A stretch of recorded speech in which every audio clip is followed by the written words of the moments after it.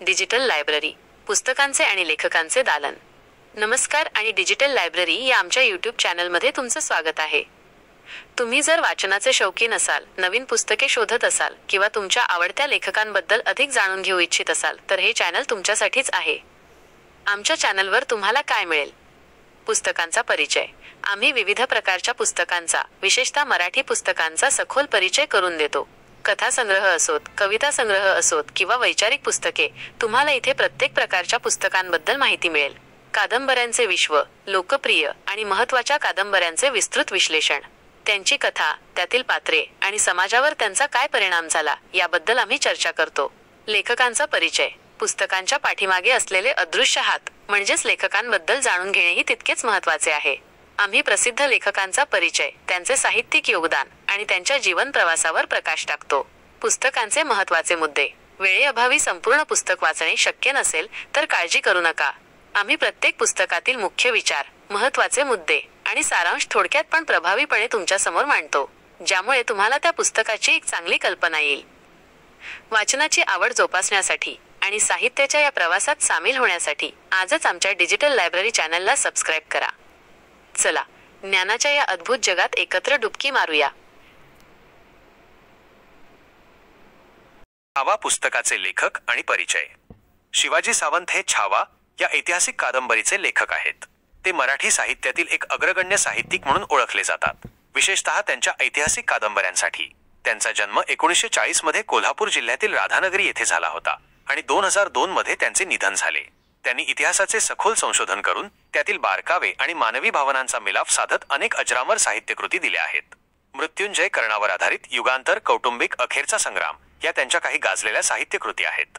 त्यांच्या लेखनाची भाषा ओघवती, प्रभावी आणि इतिहासाला जिवंत करणारी असते. पुस्तकाचा उद्देश.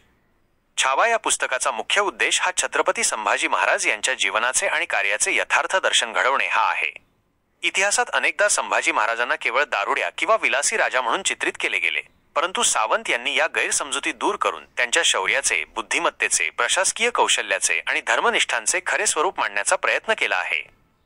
या कादंबरीतून संभाजी महाराजांचे जीवन, त्यांचे संघर्ष, राजकारण, युद्ध कौशल्य आणि त्यांच्या बलिदानाचे विस्तृत आणि सखोल चित्रण वाचकांपर्यंत पोहोचवणे हा लेखकाचा प्रमुख उद्देश आहे. प्रमुख पात्रे आणि त्यांबद्दल माहिती. छावा या कादंबरीत अनेक ऐतिहासिक पात्रे आहेत, त्यापैकी काही प्रमुख पात्रे आणि त्यांची माहिती. छत्रपती संभाजी महाराज शंभूराजे हे कादंबरीचे मध्यवर्ती पात्र आहे.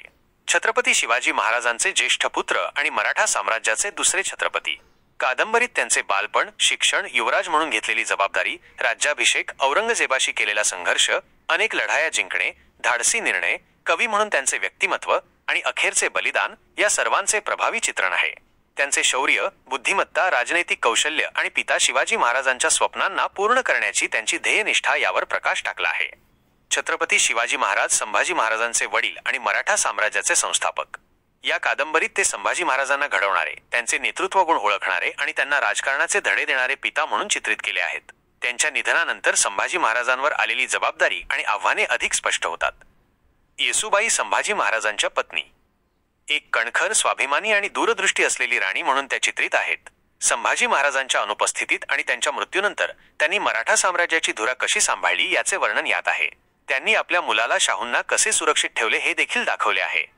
राजारामा महाराज शिवाजी महाराजांचे दुसरे पुत्र आणि संभाजी महाराजांचे सावत्र भाऊ. त्यांच्यातील आणि संभाजी महाराजांमधील संबंध, त्यांच्यातील सत्ता संघर्ष आणि नंतरच्या काळात मराठा साम्राज्याची धुरा सांभाळण्यात त्यांची भूमिका याचे चित्रण आहे. औरंगजेब मुघल बादशाह आणि संभाजी महाराजांचे प्रमुख शत्रू. त्याचे क्रूर राजकारण, मराठा साम्राज्याला संपवण्याची त्याची जिद्द आणि संभाजी महाराजांशी असलेला त्याचा संघर्ष यात प्रभावीपणे मांडला आहे. कवी कलश संभाजी महाराजांचे विश्वासू मित्र, कवी आणि सल्लागार. संभाजी महाराजांच्या जीवनातील अनेक महत्त्वाच्या प्रसंगात त्यांची साथ आणि मैत्री या कादंबरीत स्पष्ट होते. ते संभाजी महाराजांच्या कठीण काळात सोबत होते.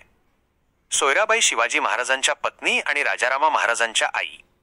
संभाजी महाराजांशी त्यांचे संबंध आणि राजकारणातील त्यांची भूमिका यावरही प्रकाश टाकला आहे. या पात्रांच्या माध्यमातून लेखक त्या काळातील सामाजिक, राजकीय आणि कौटुंबिक संबंधांचे एक विस्तृत चित्र वाचकांसमोर उभे करतात. छावा पुस्तकाचे 15 महत्त्वाचे मुद्दे. 1. संभाजी महाराजांच्या चारित्र्याचे पुनर्लेखन. हे पुस्तक संभाजी महाराजांची पारंपरिक प्रतिमा मोडून त्यांचे खरे शौर्य, पराक्रम आणि बुद्धिमत्ता दर्शवते. 2. ऐतिहासिक सत्य आणि सखोल संशोधन. शिवाजी सावंत यांनी सखोल संशोधन करून ऐतिहासिक घटना आणि व्यक्तिमत्वे यांचा प्रभावीपणे वापर केला आहे.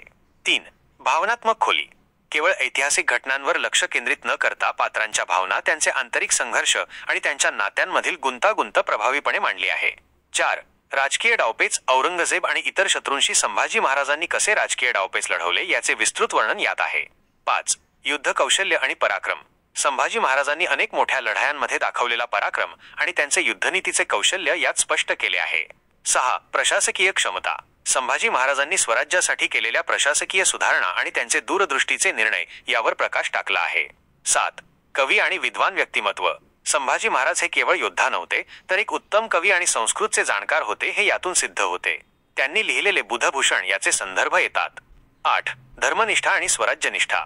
औरंगजेबाच्या धार्मिक छळाला त्यांनी कसा विरोध केला आणि स्वराज्यासाठी त्यांनी आपल्या प्राणांचे बलिदान कसे दिले हे यात दाखवले आहे. 9. शिवाजी महाराजांचा वारसा. संभाजी महाराजांनी आपल्या वडिलांचा, शिवाजी महाराजांचा वारसा कसा पुढे चालवला आणि स्वराज्याची वाढ कशी केली हे अधोरेखित करते. 10. मराठा साम्राज्याचा संघर्ष. 17व्या शतकातील मराठा साम्राज्याचा मुघलांशी असलेला संघर्ष आणि त्यातील चढ उतार याचे सखोल चित्रण आहे. 11. कुटुंबातील संबंध. संभाजी महाराज आणि त्यांच्या कुटुंबातील सदस्यांचे, येसुबाई, राजारामा, सोयराबाई, गुंतागुंतीचे आणि अनेकदा ताणलेले संबंध यात चित्रित केले आहेत.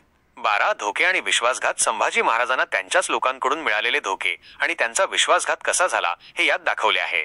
13. बलिदानाची गाथा. संभाजी महाराजांच्या जीवनातील अखेरचे दिवस आणि त्यांचे अकल्पनीय बलिदान याचे हृदयस्पर्शी वर्णन यात आहे.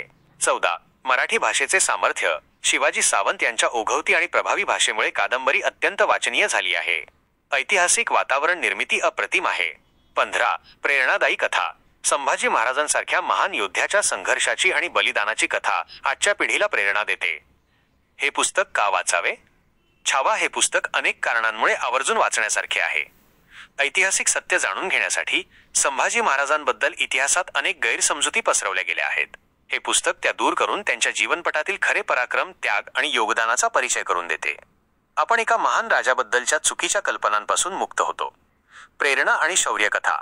संभाजी महाराजांचे जीवन म्हणजे संघर्ष, जिद्द आणि बलिदानाचे प्रतीक आहे.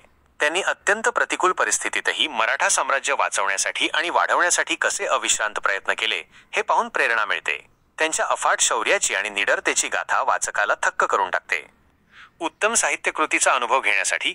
शिवाजी सावंत यांची लेखनशैली अत्यंत प्रभावी आणि ओघवती आहे.